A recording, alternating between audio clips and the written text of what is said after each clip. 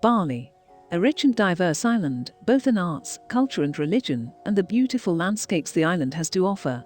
Bali has it all. But, like the rest of the world, it has suffered economically because of the drought in tourism. Times are changing. And now that Bali and Indonesia have relaxed entry rules, tourism is on the incline. So let's see what's happening in Bali today.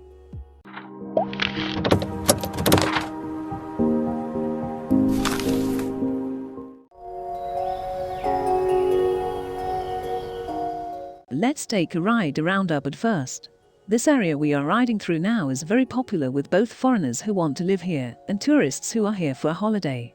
Ubud is the spiritual center of Bali, and many people come here to experience Bali's religious and cultural life through arts and craft or yoga. Let's speed things up.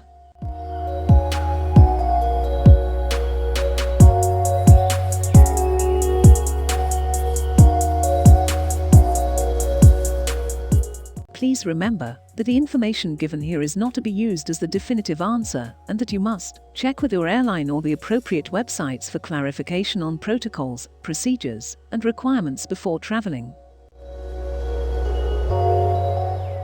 There are now 60 countries that can now fly to Bali with minimal fuss and be granted a visa on arrival once landed. The requirements still remain the same. You must have a valid negative PCR test 48 hours before departure and have the correct number of vaccines. Once you arrive, you will take another COVID examination, and if you are negative, then no further procedures are necessary and you can go on your way and enjoy your holiday. However, if you show any symptoms at all, like a high temperature, you will have to undergo another PCR test. This information only applies to international travelers. Please note that quarantine is not necessary for those who have received the complete dose of vaccine at least 14 days before the departure date. You will, however, need to quarantine for 5 days if you have not been vaccinated or received the complete dose of vaccine. For more information about traveling to Bali, please click the link below in the description section.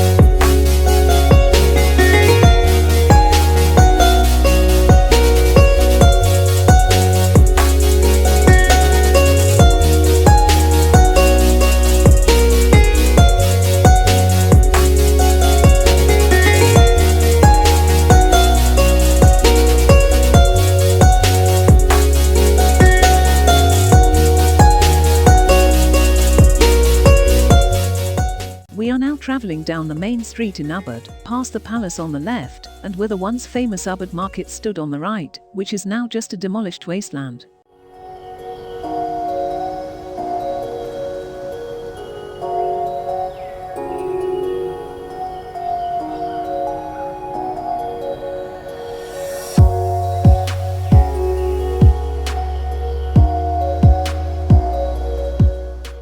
As you can see in the video, there are quite a few tourists around.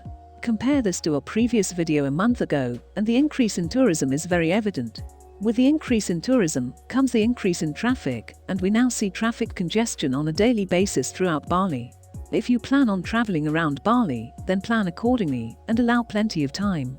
Bali roads are narrow and get congested very easily.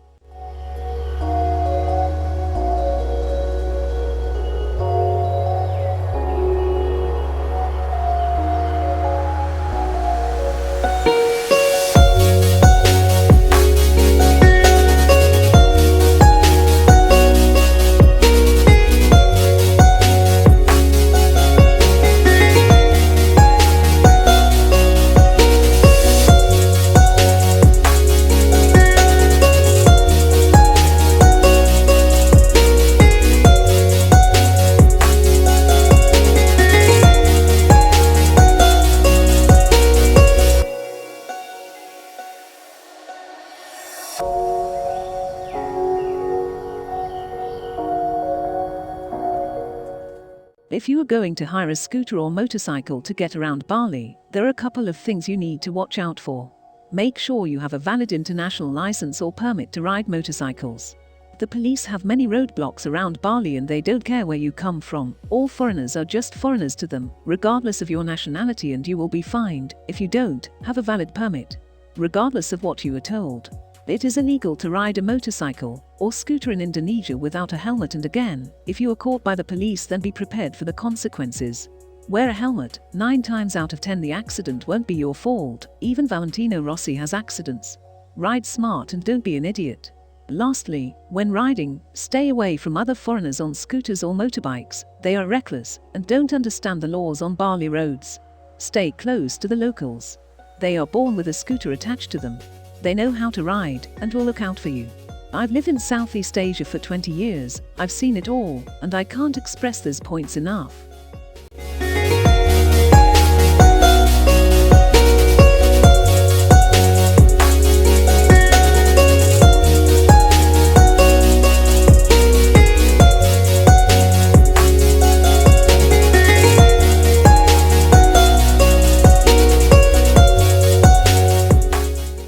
Let's stop for some lunch.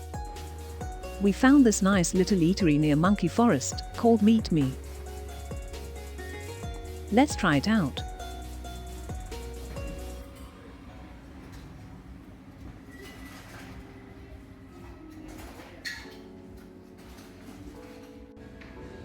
It was nice, the food was good. We both had noodles and chicken with an onion soup on the side. Not too expensive either. Thumbs up.